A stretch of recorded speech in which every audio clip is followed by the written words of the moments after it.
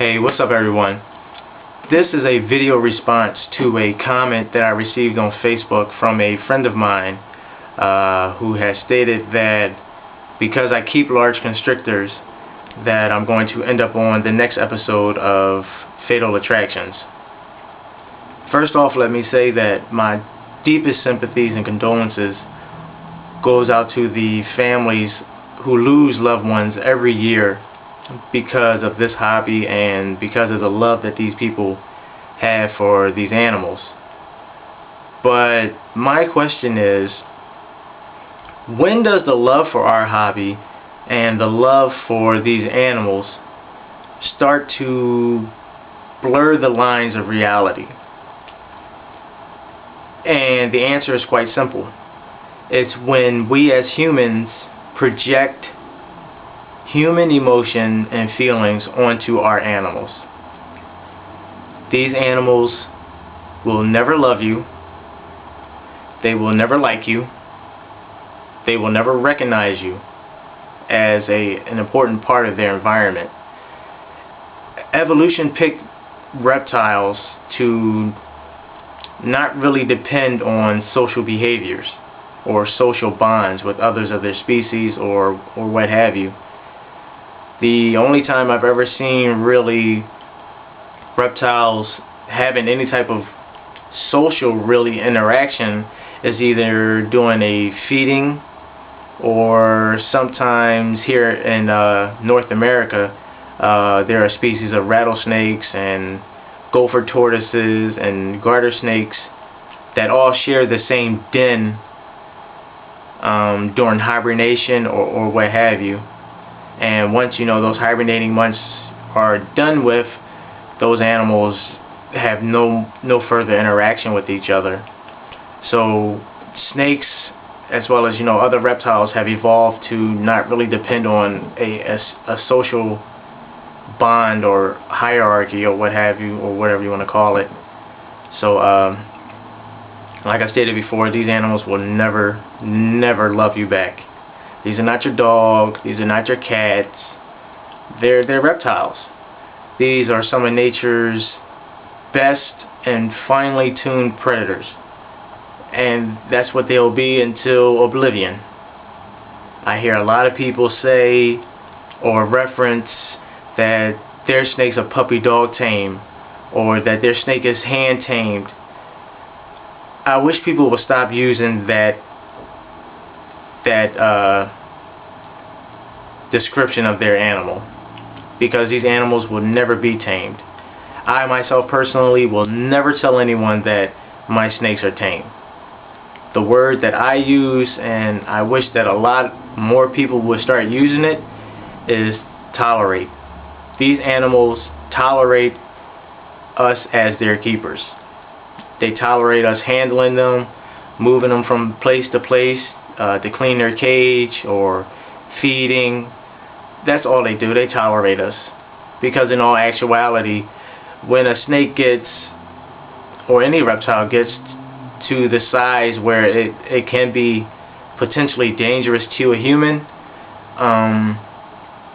then you technically are food. I mean, even though you may not smell like a rabbit or a rat, you're still a warm-blooded, quick-moving mammal. And that's what these animals hunt. So I would never tell anyone that my snakes are tame. Do people touch my snakes and handle my snakes? Yes. Yes, they do. But it's always in the presence of myself or someone who is capable of interceding or interjecting in case something happens. Because there's always that chance that something can happen. And I can only speak for myself because I keep reticulated pythons.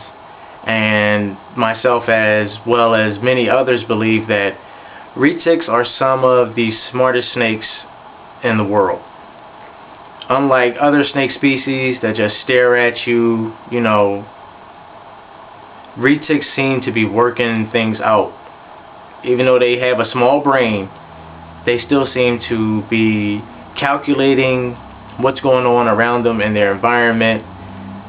They're more curious than any other python species that I have ever had the pleasure of working with. And I've worked with and kept ball pythons, Burmese pythons, and retics by far are more of a challenge than any of those other species, just simply for the fact that they are intelligent.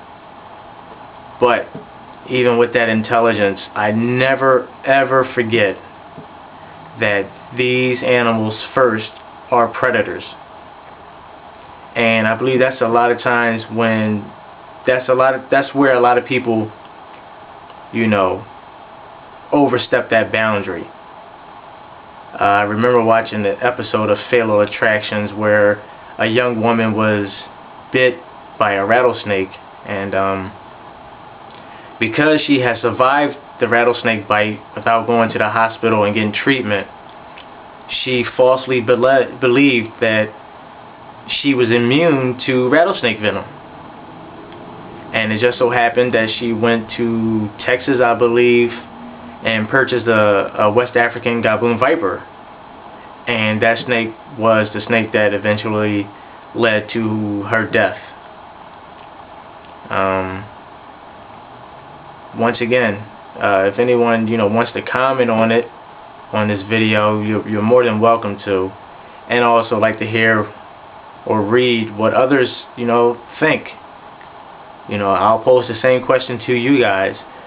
When does the love for our animals and our hobby start to blur the lines of reality? And I'm open to everyone's opinion, but please, let's just remember that we as reptile keepers, we love our animals. Make no mistakes about that. We love our animals. We love this hobby. So please try to keep your comments as tasteful as you can. I don't want to, start a war about how this one is better, or how these people are stupid for keeping this, or,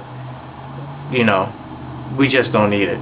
Because we as a herp community, regardless of what type of animals we keep, be it large constrictors, large monitors, all the way down to small colubrids, we should all be working towards a common goal, which is the flourishment of our hobby and the actual protection of that hobby.